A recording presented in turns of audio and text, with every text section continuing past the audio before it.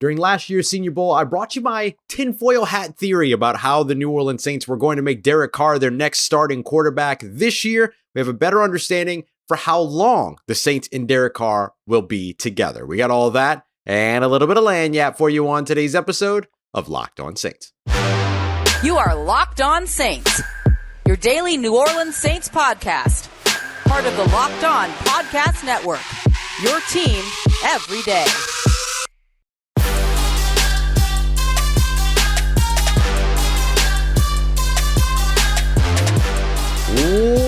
What is good, Who Dat Nation and Who Dat family? I'm your host, Ross Jackson, New Orleans native, and of course, New Orleans Saints expert, credentialed media member covering the New Orleans Saints as the senior writer and reporter over at Saints News Network. And on today's episode of Locked On Saints, I'm going to give you my 7-round Senior Bowl only mock drafts, just so you get an idea of where some of these Senior Bowl candidates that fit with New Orleans would land in the draft. And we're going to also be taking a look at how the sort of landscape has changed around the offensive coordinator search, especially with two teams now filling their offensive coordinator role and a third already rumored to have a front runner. But to kick things off, we're going to take a look at just how much longer the New Orleans Saints and Derek Carr will be tied together after some big breaking news here at the Senior Bowl. Appreciate you very much for making Locked On Saints your first listen of the day, every day, and free of being an everydayer here as a part of the Locked On Podcast Network, your team every day. And today's episode of Locked On Saints is brought to you by our friends over at LinkedIn Jobs. LinkedIn Jobs helps you find the qualified candidates you want to talk to faster and for free. So post your job for free today at linkedin.com/LockedOnNFL. Terms and conditions apply. Well, what we learned in Mobile, Alabama this year is that it's very likely that the New Orleans Saints and quarterback Derek Carr will be tied together at least through the 2025 NFL season. Why do we know this? Well, it's all thanks to our good friend Luke Johnson from over at NOLA.com, who put out the report that the Saints were planning to do exactly what it is that we expected, which is restructure Derek Carr's contract going into the 2024 season. So let's break down some of those numbers, and I'll explain why it is that would mean them not only being married to the quarterback in 2024, but also for 2025 as well, unless things go drastically down south, which will also explain sort of how that would work out as well. So Derek Carr's owed around a cap hit right now of $35.7 or so million in 2024. The Saints could take some portion of that contract, break it all the way down to the 1.21 minimum deal, take all the rest of that money, turn it into a signing bonus, and either expand that cost over the existing or the remaining years of the contract, or they could tack on another void year and then go ahead and kind of increase or decrease that annual spending a little bit more. All that told, right, before we don't need to dig into all those numbers just yet, but if the Saints did that, they save over $20 million, around $21 million or so. If they don't add a void year, it goes a little bit higher. If they do add another void year, I would expect them to add another void year. So why does that end up tying them to Derek Carr, not only for 2024, but for 2025? Well, that's because come 2025, if you ended up moving on from Derek Carr, you'd have to pay a heck of a bill if you moved on from him during that 2025 offseason. You'd end up tacking on a ton of dead cap, and that's before all of the dead cap that's already invested in some of the Saints' older players that might not be around in 2025 either, the Cam Jordans, the Demario Davises of the world, so on and so forth. So this would be a pretty big hit to take in 2025 if you're the New Orleans Saints with this quarterback contract that you've restructured and then would be sort of fronting and sort of escalating everything or advancing all of the money that you owe to a single year.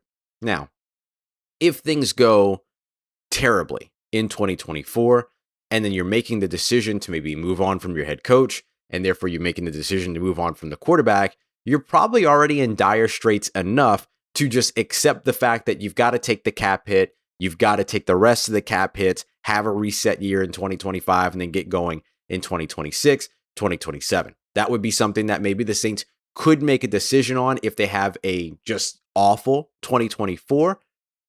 But if they have a good 2024, they have a good 2025, then all of this kind of blows over and it's totally fine. But this is exactly what we expected the New Orleans Saints to do. They built this contract for Derek Carr specifically tailored to the idea that they're going to be able to restructure. $30 million base salary. There's a roster bonus built in later on and all these other things. Expect all that to be restructured and expect, as long as the Saints and Derek Carr feel that they're performing the way that they want to perform, or feel that wherever they're not performing doesn't have anything to do with the quarterback, that come 2025, they might restructure the contract again because he's got another big base salary that year too, effectively tying them to the quarterback then again for 2026, or at least keeping him on the books until nearly the 2030 years, right? 2028, 2027, 2028, somewhere there. So no matter what, you're going to have Derek Carr's name on your ledger for years to come. But it's of value if he's playing for you and he's playing well. The value drops if that player that you've got on your list for a long time isn't playing well. The fact of the matter is that the New Orleans Saints know exactly what it is that they want to do, restructure-wise, contract-wise, salary cap-wise here going into the 2024 season.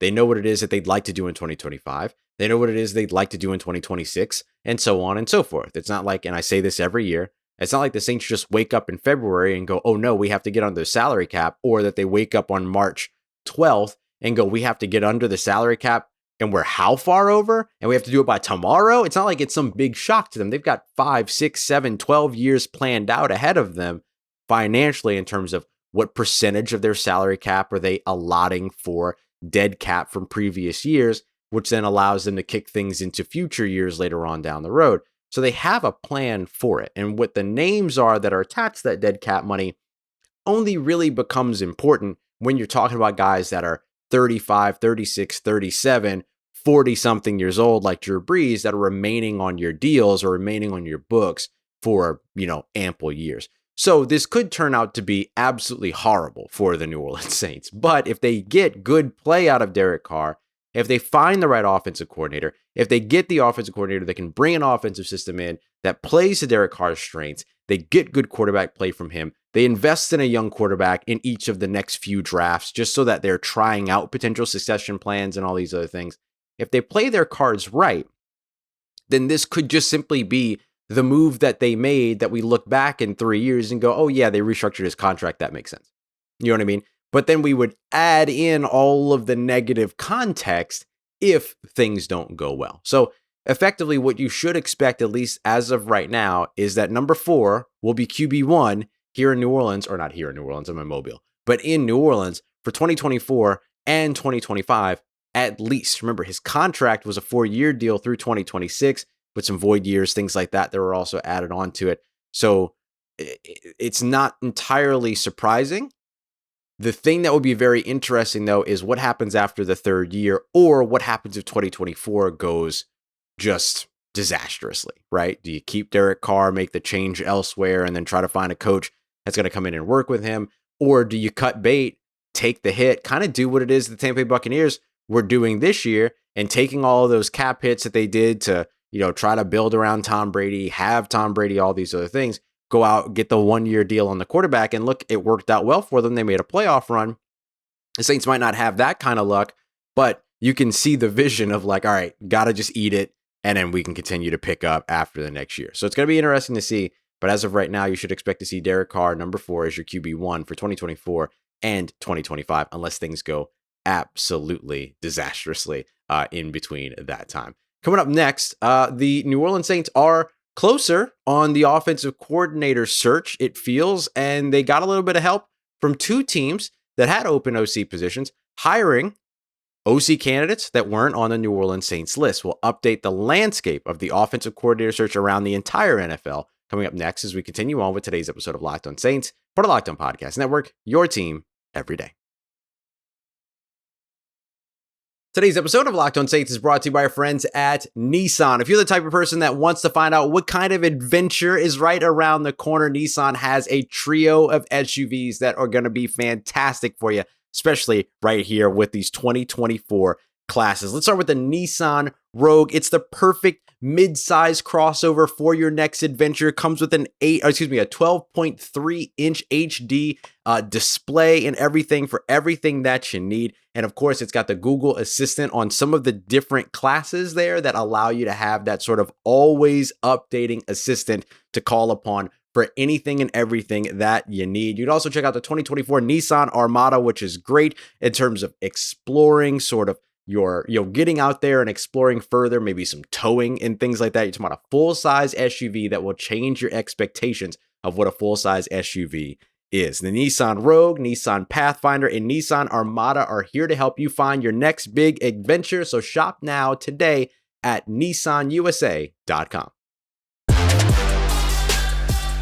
All right, family, continuing on with today's episode of Locked On Saints. Hey, the New Orleans Saints offensive coordinator search actually just got maybe a little bit easier, even with a new contestant entering the ring. We got that coming up for you here as we continue on with today's episode of Locked On Saints. We appreciate you very much for making us your first listen of the day every day. Don't forget to go and check out the Locked On Sports Today 24/7 national sports YouTube stream, the first of its kind over on YouTube. You can find it over at Locked On Sports Today. Go and subscribe, be a part of history. All right, so as we take a look at the updated landscape of where the New Orleans Saints sit when it comes to the offensive coordinator searches around the league, the Saints are actually kind of a little bit of an improved place. I'm not going to say that the tunnel is completely set up and clear for them to get the big hire of a Klint Kubiak, for instance, but I will say they did get a little bit of help here over the course of Thursday. So the New England Patriots, which I had ranked ahead of the New Orleans Saints in terms of landing spots by one spot. I had them third on the 6 spots that were open.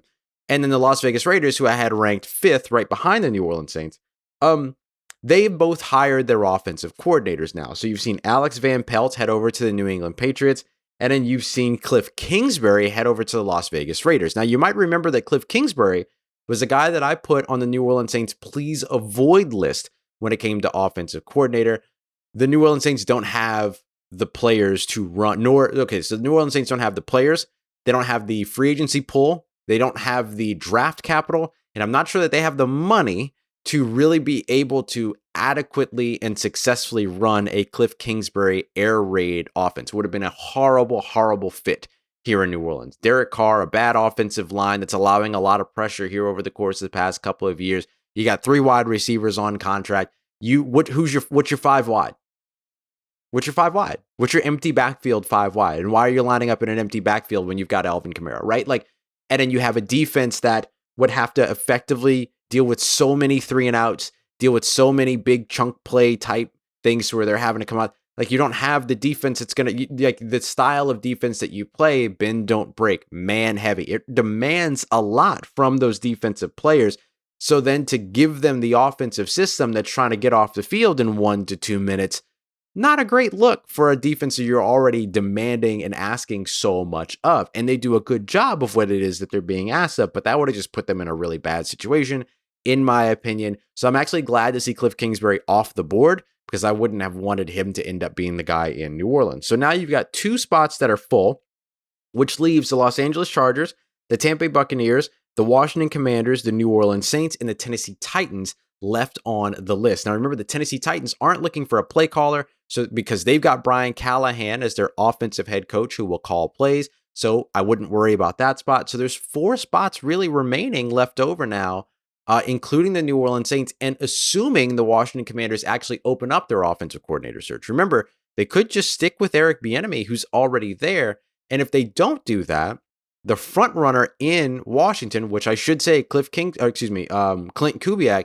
is high on that Washington Commanders list from everything that I've picked up here in Mobile and talking to some other folks and stuff like that. But the name that's on the list right now that seems to be in heavy consideration for Dan Quinn and the Washington Commanders is actually Chip Kelly. Yeah, that Chip Kelly, former Philadelphia Eagles Chip Kelly, former UCLA Chip Kelly. That guy. Actually, an opportunity to potentially get back to the NFL, and doing so with a pretty stout defense over there in Washington could be really interesting, but that helps the New Orleans Saints as well, because that effectively means you got the Los Angeles Chargers and you got the Tampa Bay Buccaneers and then the New Orleans Saints. And so if the Commanders do indeed go with Chip Kelly or stick with Eric Bieniemy, they're in a pretty good spot to be able to land who I believe is their top guy in Klint Kubiak. You look at the Tampa Bay Buccaneers, it's very likely, it's not a very desirable job, as we've been able to kind of pick up here, but it's likely that they go to their quarterback coach, Thad Lewis, and elevate him to offensive coordinator. When it comes to Los Angeles, that's going to be such an interesting one to see where Jim Harbaugh wants to go. He's going to want control. He's going to want to be able to handpick his person. The only person that they've interviewed so far is Marcus Brady.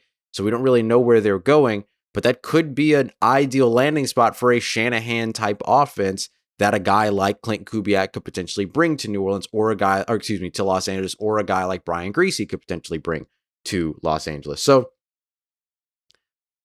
what I'll say is that the Saints are in a better position here today on Friday than they were yesterday on Thursday, right? Or on Wednesday when we last looked at sort of this ranking of where the Saints sit. So I would consider them maybe, in effectively a running of 3, maybe 4 teams going for a top guy. And I'm not sure that all of them are going for that top guy. Los Angeles has interviewed like one person, and that's Marcus Brady. Tampa's interviewed and requested to interview guys like Klint Kubiak and all that, but it seems like that's not become as desirable a job as maybe we all thought that it might be, with a Mike Evans and a Baker Mayfield and a Chris Godwin and a good defense and all that. Doesn't seem like it's as desirable, so maybe they end up going with the in-house promotion instead of hiring from outside. So then it's really just down to the New Orleans Saints and Los Angeles Chargers, and it feels like the Chargers with Jim Harbaugh, they're going to want to just go out and pick somebody that Jim Harbaugh already has experience with. That seems likely to me. So the Saints are actually kind of in good shape as of right now, fingers crossed. Doesn't mean that they're going to land the guy that they want. Doesn't mean that Klint Kubiak doesn't just say, you know what, I'm going to do another year here in San Francisco. Don't worry about it, all that. But, he's the last kind of tier 1 guy that's left out there. And so if they don't get Klint Kubiak, they got to go down to a tier 2, tier 3 guy. And it's going to be tough to really inspire some excitement in the fan base. Now, the other thing that could be very interesting here is that let's say that the Chargers do get Klint Kubiak. Let's say that that's who they actually wanted, even though I haven't interviewed him or requested to interview him. That's who they actually wanted, and somehow they pull it off, right? So let's say that happens. Let's say that Tampa elevates Thad Lewis, and then let's say that the Washington Commanders do indeed hire Chip Kelly. Well, now all of a sudden Eric Bieniemy is available. Now Eric Bieniemy, okay, some things to worry about there. Doesn't utilize running backs out of the backfield in the passing game very much, all that, but certain tenets have to change as you grow, right? You're not going to do the exact same thing that you did in Washington, wherever you end up. So that could be an interesting one or an exciting one. But that also could be a guy that comes in, and Eric Bieniemy, if the Commanders hire Chip Kelly, let's say today or Saturday or something like that, and then Eric Bieniemy becomes available, maybe that distracts a little bit for a Los Angeles Chargers team that's like, no, we want that guy, right? Like, we've seen him in the division. We know what it is that he can do in the AFC West. Get him in with a young quarterback. We saw what he did with Patrick Mahomes, even though he wasn't calling plays there, but who cares? Give him the opportunity here. Maybe they just consider that a better setup with a better quarterback and a better head coach than what the Washington Commanders had to offer in Eric Bieniemy's first year as a play caller in 2023. So it could be really interesting if Eric Bieniemy kind of enters the chat a little bit here, and it could work in the New Orleans Saints' favor either by giving them another good candidate or by pulling the attention of the other teams that say, no, never mind, that's who we're going to go after. And then boom, the Saints get the opportunity to go after Klint Kubiak. I really think that the Saints potentially make whatever hire they're looking at after the Super Bowl. That seems most likely. And right now, things are kind of going their way. If Klint Kubiak's really the guy that they want, which, as I understand it, he should be at least their top candidate. So, not too bad for New Orleans, but certainly not done yet when it comes to the offensive coordinator search. All right, coming up next, 7-round mock draft. We'll go through it pretty quick. All Senior Bowl all the time. So we're doing a bunch of different picks from the Senior Bowl. Not really predictive, but just to give you an idea of where some of the candidates you're going to be hearing about up until the combine are set to land when it comes to the NFL draft. We got that coming up for you as we continue on and wrap up today's episode of Locked On Saints, part of Locked On Podcast Network, your team every day. Today's episode of Locked On Saints brought to you by our friends over at LinkedIn Jobs. LinkedIn Jobs is to help you find the qualified candidates you want to talk to faster and for free. It's the new year, 2024. Every small business is asking the same questions. What's the one thing that I can do to take my small business to the next level? And LinkedIn knows that your success is all about the success of the people that you surround yourself with. You see, LinkedIn isn't just your everyday job board or anything like that. It's a vast network of over 1 billion different professionals, billion, Billion. So when you've got a big network like that, you ain't just talking about some little posting job board or anything. This is life-changing, career trajectory-changing stuff right here over at LinkedIn. And they know that small businesses are wearing so many different hats, so they want to give you the resources that you need to be able to make the right hire. And thankfully, with LinkedIn, the process is intuitive, quick, and easy. So post your job for free today at linkedin.com/LockedOnNFL. That's linkedin.com/LockedOnNFL to post your job for free. Terms and conditions apply. Today's episode of Locked On Saints also brought to you by our friends over at DoorDash. Just a couple seconds ago, I finished recording a piece of the show, and then I said, oh, need a burrito. And when I said need a burrito, I thought to myself, man, I could really go for a burrito. So you know what I'm going to do? I'm going to hop on a DoorDash.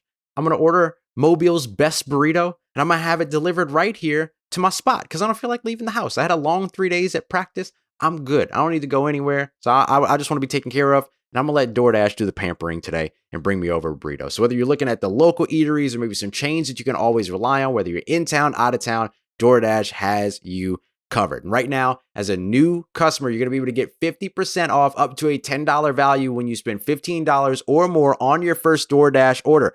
All you got to do is download the DoorDash app and use the promo code LOCKED23, LOCKED23. Subject to change, terms apply. Again, that's promo code LOCKED23 for 50% off up to a $10 value when you spend $15 or more on your first purchase on the DoorDash app.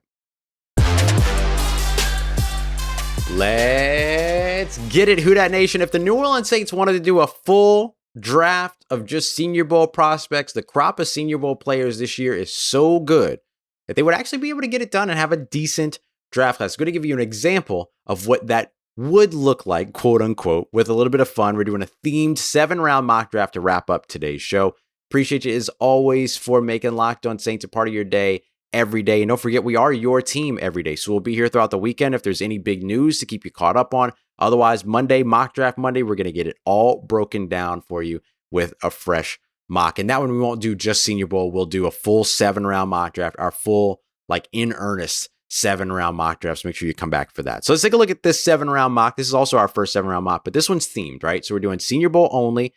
The intent behind this is a scenario or an exploration of where Senior Bowl prospects that you're going to be hearing about for the next couple of weeks. Because the Senior Bowl, it's 3 practices, but it gives everybody in the draft circle 4 weeks of just takes on takes on takes, right? Guys to plant your flag on. You're going to hear about the my guys and all the other stuff. I'm going to be probably a little bit more cautious here because we've seen the way that some of these Senior Bowl prospects have worked for New Orleans or haven't worked for New Orleans. But I do want to do this because I think that the Saints are going to draft their Senior Bowl guys. So let's figure out, just sort of take a look at where in the draft order as of right now these players are projected to go and how the Saints could get it done. So let's start off here at pick 14, first round. I went Laiatu Latu, the UCLA edge rusher. Dude's phenomenal. He was super fun to watch. He was easily the best edge rusher by a mile to watch here at the Senior Bowl. Super mature too, good makeup, like really, really good head on his shoulders. Talking to people, getting advice from former players and everything. Like they had some media members that were former players that Latu talked to and was like, give me some advice. Like he's just craving coaching. He loves the game so much. That goes a long way. And hey, 24 sacks in 2 years, not bad production either, right? So this dude is the truth. He was medically retired before he transferred over to UCLA. So I'm really interested to see how the medicals check out. They'll do some medical stuff at the combine, and then every team that he visits with will also do some medical stuff with him, I'm sure.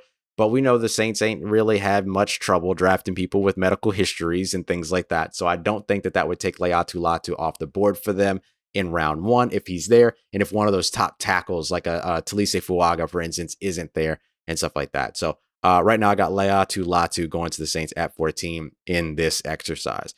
In the second round, pick 45, Patrick Paul, the big offensive tackle out of Houston, 6'7", 332 pounds, bulked up from about 319. Was kind of his playing weight over the course of the season. The dude was a mauler all throughout the Senior Bowl. Just outstanding. And the thing that I love about him so much is that he's 6'7". He's a big dude, but none of these pass rushers could get underneath him. Like he sinks so low, drops his leverage, does a very good job of like lowering his center of gravity, staying upright. I don't think I ever saw him on the ground at all. Pancaked a couple other people. He was a lot of fun to watch. Next up PFF still has one of the comp picks as a 4th round. So again, I tried to grab somebody that makes sense in the 4th or 5th.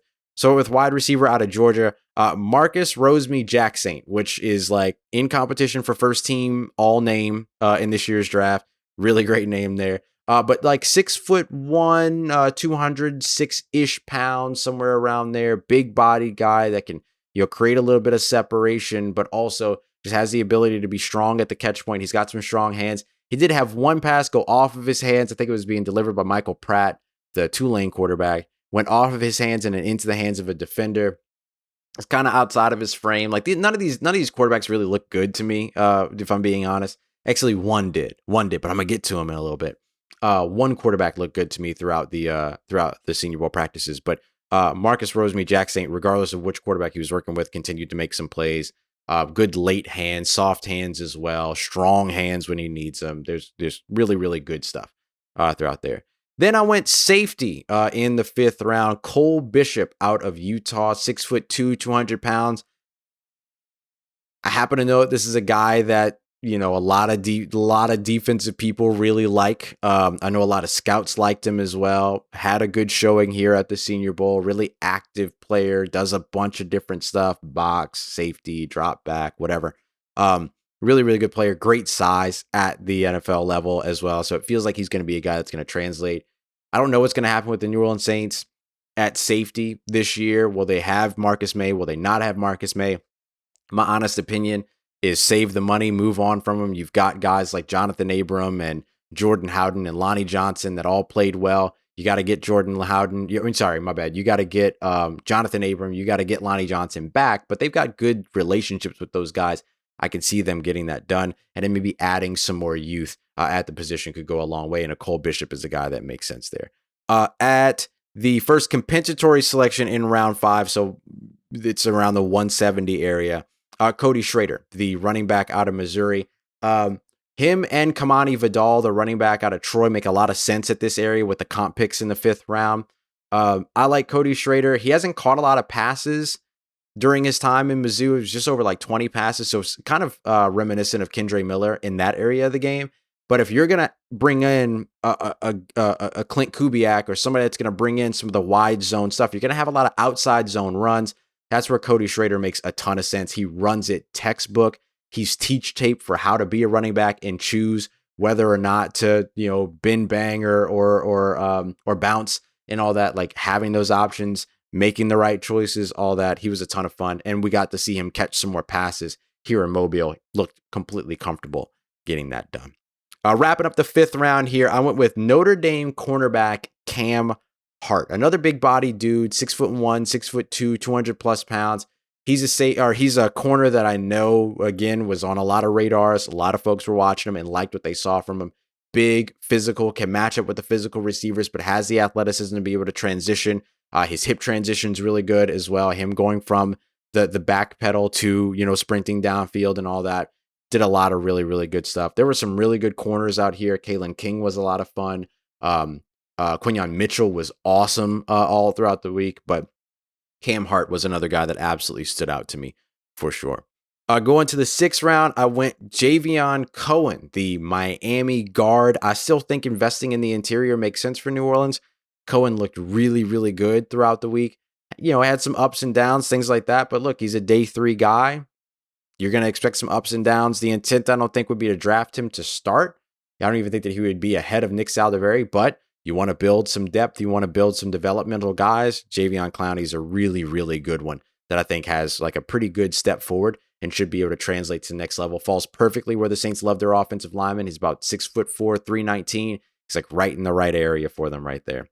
And then finally, to wrap up this draft, I went with Carter Bradley, the quarterback out of South Alabama. I've seen a lot of people fall in love with Spencer Rattler over the course of this draft. I don't see it. I'm sorry. He had a couple of nice locations and stuff like that, but there's nothing you're going to do in 3 days that takes you from being a UDFA to being a 2nd round pick for me. It's just not going to happen. Senior Bowl brings a lot of hype around players. I get it. And I told you I wasn't going to overreact one way or another when it came to what we saw. But I will say that Carter Bradley, I think, is the guy that if I'm going to roll the dice on somebody, let me go and roll the dice on the 6'3", 215-pound quarterback that's got good ball placement, that's got good anticipation, that gets the ball out, that communicates with his receivers, all that good stuff. He's a dude that I actually really enjoyed watching. And I think that the Saints should take swings at quarterbacks every single year moving forward. Take swings at quarterbacks, take swings at offensive line, and see if you hit, right? Like you're going to miss 100% of the shots you don't take, right? I don't think you're looking at Carter Bradley as a guy that you draft in the 6th, 7th round and say, oh, he's going to be our next starter, blah, blah, blah. It's not really that. It's just to get him in the building, see what he's got. And then if you don't like it, you move on. Like he doesn't even have to make the roster. He's a 6th, 7th round pick. It's no big deal, but get a look and then see what's there. He's got the NFL build. He's got the NFL arm. Those are things that the Saints tend to draft guys that don't have those things, but that are overachievers because of other things that they do. Stop that. Go out and get a dude that makes sense. Carter Bradley is one of those dudes that's got a few of the sort of natural traits that you can't teach that make it like, hey, he's a guy that could potentially work in the NFL. And if not, no sweat. No sweat. You didn't really burn a ton on him. So that's our 7-round mock draft here. Laiatu Latu out of UCLA, the edge rusher. Patrick Paul, the Houston tackle. Marcus Rosemy, Jack Saint, the Georgia wide receiver. Cole Bishop, the Utah safety. Cody Schrader, the Missouri running back.